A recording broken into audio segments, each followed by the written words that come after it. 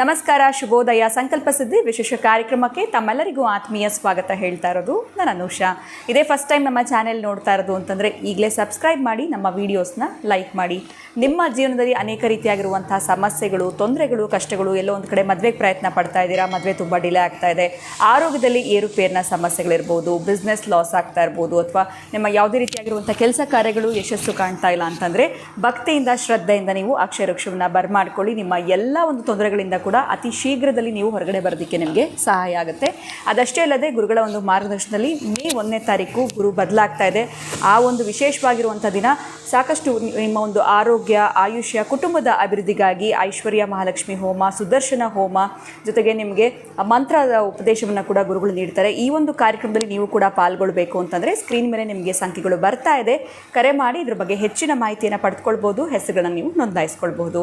ಇನ್ನು ಕಾರ್ಯಕ್ರಮದಲ್ಲಿ ನಮಗೆ ಪ್ರತಿಯೊಂದು ವಿಚಾರದ ಬಗ್ಗೆ ಮಾಹಿತಿ, ಮಾರ್ಗದರ್ಶನ ತಿಳಿಸ್ಕೊಡೋದಕ್ಕೆ ಅಥರ್ವ ಸಿದ್ಧ ಪುರುಷರಾಗಿರುವಂಥ ಡಾಕ್ಟರ್ ವಿಷ್ಣುದತ್ತ ಗುರುಜಿಯವರಿದ್ದಾರೆ. ಗುರುಗಳನ್ನ ಕಾರ್ಯಕ್ರಮಕ್ಕೆ ಬರ್ಮಾಡ್ಕೊಳ್ಳೋಣ. ನಮಸ್ತೆ ಗುರುಗಳೇ, ಶುಭೋದಯ. ಕಾರ್ಯಕ್ರಮಕ್ಕೆ ಆತ್ಮೀಯ ಸ್ವಾಗತ. ಪ್ರತಿಯೊಬ್ಬ ಮನುಷ್ಯನಿಗೂ ಗುರುಗಳೇ ಎಲ್ಲೋ ಒಂದು ಕಡೆ ಅವನ ಜೀವನದಲ್ಲಿ ಯಶಸ್ಸು ಕಾಣಬೇಕು, ಸಕ್ಸಸ್ಫುಲ್ ಲೈಫ್ನ ಲೀಡ್ ಮಾಡಬೇಕು ಅನ್ನೋಂಥ ಆಸೆ, ಆಕಾಂಕ್ಷೆ ಅನ್ನೋಂಥದ್ದು ಇದ್ದೇ ಇರುತ್ತೆ. ಆದರೆ ಎಲ್ಲೋ ಒಂದು ಕಡೆ ಇನ್ನೇನು ಆಗಿಬಿಡುತ್ತೆ ಕೆಲಸ ಅಂದ್ಕೊಳ್ತಾ ಇರ್ತೀವಿ, ಆಗ್ತಾ ಇರೋದಿಲ್ಲ ಅಂತ ಹೇಳ್ಬೋದು. ಸೊ ನಾನು ಬೇರೆಯವ್ರನ್ನ ನೋಡಿದಾಗ ಅನಿಸುತ್ತೆ ಅವ್ರ ಥರ ನಾನು ಗ್ರೋ ಆಗಲಿಲ್ಲ, ಅಥವಾ ಅವ್ರ ಥರ ನನಗೆ ಸಕ್ಸಸ್ ಸಿಗ್ತಾ ಇಲ್ಲ ಅಂತ. ಸೊ ನಮ್ಮ ಜೀವನದಲ್ಲಿ ಸಕ್ಸಸ್ ಕಾಣಬೇಕು ಅಥವಾ ನಾವು ಅಂದ್ಕೊಂಡಿದ್ದೆಲ್ಲ ಸಾಧಿಸಬೇಕು ಅಂತಂದರೆ ಯಾವುದಾದ್ರೂ ಒಂದು ರೆಮಿಡಿ ತಿಳಿಸ್ಬೋದಾ, ಅಥವಾ ನಾವು ಏನು ಮಾಡಬೇಕಾಗತ್ತೆ, ಇದ್ರ ಬಗ್ಗೆ ತಿಳಿಸ್ಕೊಡಿ. ಓಂ ವಿಶ್ವಸ್ಮೈ ನಮಃ. ಪ್ರೀತಿಯ ಬಂಧುಗಳೇ, ಎಷ್ಟೋ ಸಲ ಈ ಪ್ರಶ್ನೆ ಕೇಳಿದ್ದೀರಿ, ಬಟ್ ಅದಕ್ಕೆ ಕೆಲವರಿಗೆ ಅದರ ಸಕ್ಸಸ್ ಸಿಕ್ಕಿರುತ್ತೆ, ಇನ್ನು ಕೆಲವರಿಗೆ ತಡ ಆಗುತ್ತೆ. ಹೌದು. ಆದರೆ ಈಗ ಈ ಯುಗಾದಿ ಆದ ನಂತರ 27 ದಿನಗಳು ಬಹಳ ಅಭ್ಯುದಯದ ಬಲ ಇರುತ್ತೆ. ಈ ವರ್ಷದ ಮೊದಲೇ ಇದು ವಸಂತ ನವರಾತ್ರಿಗಳು. ಯಾರು ಈ ವಸಂತ ನವರಾತ್ರಿಗಳು ಶ್ರೀರಾಮ ನವಮಿ ತನಕ ಅಥವಾ ಇನ್ನೂ ಮುಂದುವರೆದು 27 ದಿನಗಳ ಪರ್ಯಂತ ಈ ಚೈತ್ರ ಮಾಸವನ್ನು, ಒಟ್ಟಾರೆ ರಾಜ್ಕುಮಾರ್ ಹಾಡು ಹೇಳಿದಾಗೆ ವಸಂತ ಮಾಸ ಬಂದಾಗ ಅಂತ ಏನು ಹಾಡು ಹೇಳ್ತಾರೆ ಅವರು, ಎಲ್ಲಿ ಎಲ್ಲ ಮರ ಗಿಡಗಳು ಚಿಗುರು ಹೊಡೆಯುವಂಥದ್ದು, ನಿಮ್ಮ ಕನಸುಗಳು ಚಿಗುರು ಹೊಡಿಬೇಕಂತ ನಿಮ್ಗೆ ಕನಸಿರಬೇಕಲ್ವ. ಮೊದಲು ಆ ಕನಸು ಪುಟ್ಟದೇಳಬೇಕಾದರೆ ನಿಮ್ಮ ಒಳಗಡೆ ಅಂಕುರ ಇರಬೇಕಲ್ಲ, ಬೀಜಾವಾಪನವಾಗಬೇಕಲ್ಲ. ಬೀಜಾವಾಪನವಾಗದೆ ಅಂಕುರ ಬರಲು ಹೇಗೆ ಸಾಧ್ಯ? ಅದಕ್ಕಾಗಿ ಮೊದಲು ನಿಮ್ಮ ಒಳಗಡೆ ಕನಸನ್ನು ಇಟ್ಕೊಳ್ತಾ ನಿಮ್ಮ ಸಕ್ಸಸ್ಗೆ ನೀವು ದುಡಿತಾ ಇದ್ದೀರಿ, ನಿಮ್ಮ ಸಕ್ಸಸ್ಗೆ ನೀವು ಪ್ರಯತ್ನ ಪಡ್ತಾ ಇದ್ದೀರಿ. ನಿಮ್ಮ ಸಕ್ಸಸ್ಗೋಸ್ಕರ ಏನೇನೋ ಬೇರೆ ಯಾರ್ದು ಸಪೋರ್ಟ್ ತಗೊಂಡು ಕೂಡ ಎದ್ದೇಳಲಿಕ್ಕೆ ಬಹಳಷ್ಟು ನೀವು ಪ್ರಯತ್ನ ಪಡ್ತಾ ಇದ್ದೀರಿ. ಮತ್ತು ಕೂಡ ಎದ್ದೇಳಲಿಕ್ಕೆ ಯಾರ್ದು ಸಹಾಯದೊಂದಿಗೆ ಪ್ರಯತ್ನ ಪಡ್ತಾ ಇದ್ದಾರೆ. ಆದರೂ ಆಗ್ತಾ ಇಲ್ಲ. ನೋವಿದೆ, ದುಃಖ ಇದೆ, ನಿರಾಶೆ ಇದೆ. ಏನೋ ಪ್ರಯತ್ನ ಪಟ್ಟೆ ಗುರುಗಳೇ, 4 ತಿಂಗಳಿಂದ ಪ್ರಯತ್ನ ಪಟ್ಟೆ ಆಗಲಿಲ್ಲ. ಈ ವಸಂತ ನವರಾತ್ರಿಯಲ್ಲಿ ಅದು ಕೂಡ ಹೋದ ವರ್ಷ ಅದು ಎಕ್ಸ್ಪೈರಿ ಡೇಟ್ ಈಗ ಏನಾಗಿದೆ, ಆದರೆ ನೂತನವಾಗಿರ್ತಕ್ಕಂತಹ ಸಂವತ್ಸರ ಬಂದಿದೆ. ನೂತನ ಸಂವತ್ಸರ ಅಂತ ಬಂದಾಗ ನಿಮ್ಮ ಆಯ್ಕೆಯು ಕೂಡ ಹಾಗೆ ಇದ್ದು ನಾನು ಮಾಡ್ಕೊಳ್ತೀನಿ ಅಂತಂದರೆ, ನಿಮ್ಮ ಮನೆಯ ಪ್ರಾಂಗಣದಲ್ಲಿ ಜಾಗ ಇದೆ, ನಿಮ್ಮ ಅಕ್ಕಪಕ್ಕ ತೋಟ ಇದೆ, ಒಟ್ಟಾರೆ ನಿಮ್ಮ ಮನೆ ಟೆರೇಸ್ ಮೇಲೂ ಕೂಡ ಇದನ್ನು ಮಾಡ್ಕೊಳ್ತೀನಿ ಅಂತಂದರೆ ಬಹಳ ವಿಶೇಷವಾಗಿರ್ತಕ್ಕಂಥದ್ದು.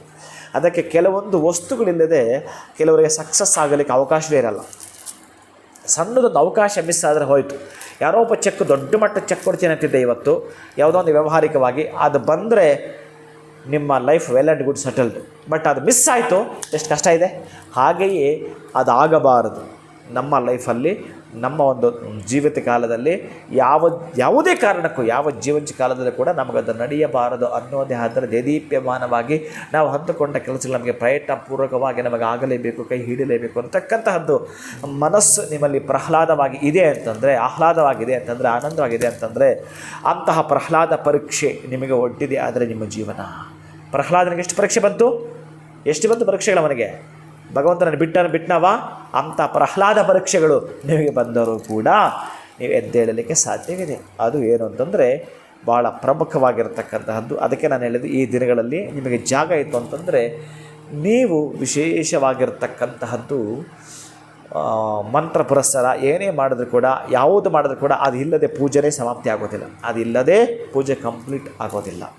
ಭೋಗಿ ಫಲಸಮಾಯುಕ್ತಂ ನಾಗವಲ್ಲಿರದಲ್ಲಿರುತ್ತಂ ಅಂತ ಕರೀತಾರೆ. ಅಂತಂದರೆ ನಾಗವಲ್ಲಿ ಅಂತಂದರೆ ವಿಶೇಷವಾಗಿರತಕ್ಕಂತಹ ವೀಳ್ಯದೆಲೆ ಗಿಡವನ್ನು ನೆಡುವಂಥದ್ದು. ವಿಳೆದೆಲೆ ಗಿಡವನ್ನು ಯಾರು ಇವತ್ತೇ ನೆಡ್ತೀರೋ ಗೊತ್ತಿಲ್ಲ, ನಿಮಗೆ ಸಂಜೆ ತನಕ ಟೈಮ್ ಇರುತ್ತೆ. ಇವತ್ತು ಬಿಟ್ಟರೆ ಇಲ್ಲಿಂದ 10 ಡೇಸ್ ಟೈಮ್ ಇರುತ್ತೆ. 10 ದಿನಗಳ ಪರ್ಯಂತ ಯಾರ ವ್ಯವಸ್ಥೆ ಮಾಡ್ಕೊಂಡು ಇಡುತ್ತಾರೋ ಲಕ್ಷ್ಮೀಪ್ರದ, ಅದು ಲಕ್ಷ್ಮೀಪ್ರದ. ಯಾರ ಮನೆಯ ಮುಂದುಗಡೆ ವಿಳೆದೆಲೆ ಇದೆಯೋ, ಯಾರ ಟೆರೇಸ್ ಮೇಲೆ ಆ ವಿಳೆದೆಲೆ ಗಿಡ ಇದೆಯೋ, ತೋಟ ಇರುತ್ತೆ ಅದು ಬೇರೆ, ಅವ್ರದ್ದು ಬಿಸ್ನೆಸ್ ಇರುತ್ತೆ. ಈ ಕೀ ಮಾಡೋನು ಇರ್ತಾನೆ, ಆ ಕೀ ಮಾಡೋ ಒಂದು ತಿಜೋರಿ ಇದೆ, ನಿಮ್ಮ ಕಳೆದೋಗಿದೆ, ಅವನು ಮಾಡುವ ಅಷ್ಟೇ, ನಿಮಗೆ ಮಾಡಿಕೊಡುವವ, ಇದು ನಿಮಗೆ ತಂದು ಕೊಡುವಂಥದ್ದು. ಅದಕ್ಕಾಗಿ ಏನು ತಂದು ಕೊಡಬೇಕು ನಿಮಗೆ ಅಂದರೆ ನಿಮಗೆ ಸಂಬಂಧಪಟ್ಟ ಅದೃಷ್ಟವನ್ನು ತಂದು ಕೊಡತಕ್ಕಂಥದ್ದು. ನೀವೊಂದು ಗಿಡ ನೆಡ್ತೀನಿ ಅಂತಂದರೆ ಅಂತಹ ವಿಳೆದೆಲೆ ಗಿಡವನ್ನು ನೀವು ತಂದು ನೆಡುವಂಥದ್ದು. ಅದನ್ನು ಲಾಲನೆ ಪಾಲನೆ ಪೋಷಣೆ ನೀವು ಮಾಡಬೇಕು, ಅದು ಚೆನ್ನಾಗಿ ಬೆಳಿಬೇಕು. ಅದೇ ಹೇಗೆ ಬೆಳೆಯುತ್ತೋ ಹಾಗೆ ಬೆಳೀತಾ ಇರ್ತೀರಿ. ನೀವು ಚೆನ್ನಾಗಿ ಬರೆದಿಟ್ಕೊಳ್ಳಿ. ಇನ್ನು ಅಲ್ಲೊಂದು ಸೀಕ್ರೆಟ್ ಅಡಕವಾಗಿರುತ್ತೆ. ಅಲ್ಲೊಂದು ಸೀಕ್ರೆಟ್ ಏನು ಅಡಕವಾಗಿರುತ್ತೆ ಅಂತಂದರೆ, ಅಲ್ಲಿ ತಾಮ್ರದ ಕಾಯಿನೆಗಳನ್ನು, ಒಂದು 3 ತಾಮ್ರದ ಕಾಯನ್ನು ಅಥವಾ 9 ತಾಮ್ರದ ಕಾಯಿನನ್ನು ಆ ಪಾಟ್ ಒಳಗಡೆ ನೀವು ಹಾಕ್ತೀನಿ ಅಂತಂದರೆ ನಿಮ್ಮ ಅಭ್ಯುದಯ. ಯಾಕಂದರೆ ಅಬ್ಸರ್ವೇಷನ್, ಮಂಗಳಕ್ಕೆ ಸಂಬಂಧಪಟ್ಟ, ಮಣ್ಣಿಗೆ ಸಂಬಂಧಪಟ್ಟ ತತ್ವಗುಣ ಸತ್ವಗುಣ ಅದು. ಅದಕ್ಕಾಗಿ ಅಂತಹ ಕಾಯಿನನ್ನು ಅದರ ಒಳಗಡೆ ಹಾಕಿದ್ದೀರಿ, ಆ ಗಿಡ ಚೆನ್ನಾಗಿ ಬೆಳೀತಾ ಇದೆ. ಪ್ರತಿನಿತ್ಯ ಆ ವಿಳೆದೆಲೆ ಮುಟ್ಟಿ ನಮಸ್ಕಾರ ಮಾಡ್ಕೊಂಡು ಅದು ಪ್ರೇಯರ್ ಮಾಡ್ತೀರಪ್ಪ, ನಾನು ಇಂತಹ ಕೆಲಸ ಮಾಡ್ತಿದ್ದೇನೆ, ಒಂದು ಮೂವಿ ಲ್ಯಾಂಡಲ್ಲಿದ್ದೇನೆ, ನಾನು ಯಾವುದೋ ಒಂದು ಬಿಸ್ನೆಸ್ ಮಾಡ್ತಾಯಿದ್ದೇನೆ, ಆದರೆ ನಾನು ಎದ್ದೇಳಬೇಕು ಅಂತ ನೀವು ಹೊರಟಾಗ, ಇನ್ನು ಇದನ್ನು ನೀವು ನೆಡಿ ದೊಡ್ಡದಾಗಿದೆ ಗುರುಗಳೇ, ನಾನು ಯಾವತ್ತೂ ಈ ಗಿಡ ನೆಟ್ಟಿದ್ದು 1 ತಿಂಗಳಿಗೆ 2 ತಿಂಗಳಿಗೆ ನನಗೆ ಯಾರಾದರೂ ಮೆಸೇಜ್ ಆಗ್ತಿರೋ, ನಾನು ಅವರಿಗೆ ಮಾತ್ರ ಇದು ತಿಳಿಸ್ಕೊಡ್ತೀನಿ, ಏನು ಮಾಡಬೇಕು ಅಂತ ತಿಳಿಸ್ಕೊಡ್ತೀನಿ. ಗುರುಗಳೇ, ನಾನು ನೆಟ್ಟ ಗಿಡ ಬಹುಶಃ ಒಂದು 6 ಅಡಿ ಬೆಳೆದಿದೆ, 3 ಅಡಿ ಬೆಳೆದಿದೆ, 4 ಅಡಿ ಬೆಳೆದಿದೆ ಅಂತ ಯಾರು ಹಾಕ್ತಾರೋ ಅವರು ಸರ್ವಗುಣ ಸಂಪನ್ನರು. ಸುಖ ಸೌಖ್ಯವನ್ನು ನೀವು ವೆಲ್ಕಮ್ ಮಾಡಿದ ಹಾಗೆ ನಿಮ್ಮ ಸಕ್ಸಸ್ಗೆ ಈ ಗಿಡ ಬಹಳ ಅಭ್ಯುದಯತೆ ಫಲವನ್ನು ಕೊಡ್ತಾ ಬರುತ್ತೆ. ಖಂಡಿತ ಗುರುಗಳೇ, ಉಪಯುಕ್ತವಾಗಿರುವಂಥ ಮಾಹಿತಿನ ತಿಳಿಸ್ಕೊಟ್ರಿ. ಯಾಕಂದರೆ ಪ್ರತಿಯೊಬ್ಬರಿಗೂ ಕೂಡ ಅವರ ಜೀವನದಲ್ಲಿ ಸಕ್ಸಸ್ ಅನ್ನೋದು ಬೇಕೇ ಬೇಕು. ಸಾಕಷ್ಟು ಪರಿಹಾರಗಳನ್ನ ಹಿಂದಿನ ವಿಡಿಯೋಸಲ್ಲಿ ತಿಳಿಸಿದ್ದೀರಾ. ಆದರೂ ಕೂಡ ಎಲ್ಲೋ ಒಂದು ಕಡೆ ಸಕ್ಸಸ್ ಆಗದೇ ಇದ್ದವರು ಈ ಒಂದು ಪ್ರಯತ್ನವನ್ನು ಕೂಡ ಮಾಡಬಹುದು ಅಂತ ತಿಳಿಸ್ಕೊಟ್ಟಿದ್ದೀರಾ. ಬಹಳ ಧನ್ಯವಾದಗಳು ತಮಗೆ. ನಮಸ್ಕಾರ. ಹರೇ ಶ್ರೀನಿವಾಸ. ಗುರುಗಳು ತಿಳಿಸಿದಂಥ ಪರಿಹಾರವನ್ನು ಕೇಳ್ಕೊಂಡ್ರಲ್ವಾ. ಸೊ ಈ ಒಂದು ಪರಿಹಾರವನ್ನು ನೀವು ಕೂಡ ಮಾಡ್ಕೊಳ್ಳೋದ್ರಿಂದ ನಿಮ್ಮ ಜೀವನದಲ್ಲಿ ಸಕ್ಸಸ್ ಆಗಬೇಕು ಅಂತಂದರೆ ತುಂಬಾ ಸುಲಭವಾಗಿ ಬೇಗ ಫಾಸ್ಟಾಗಿ ನಿಮಗೆ ಸಕ್ಸಸ್ ಅನ್ನೋಂಥದ್ದು ಕಾಣ್ತೀರಾ ಅಂತ ಹೇಳ್ತಾ ಇವತ್ತಿನ ವಿಡಿಯೋನ ಮುಗಿಸುವಂತಹ ಸಮಯ ಆಗಿದೆ. ನಮಸ್ಕಾರ.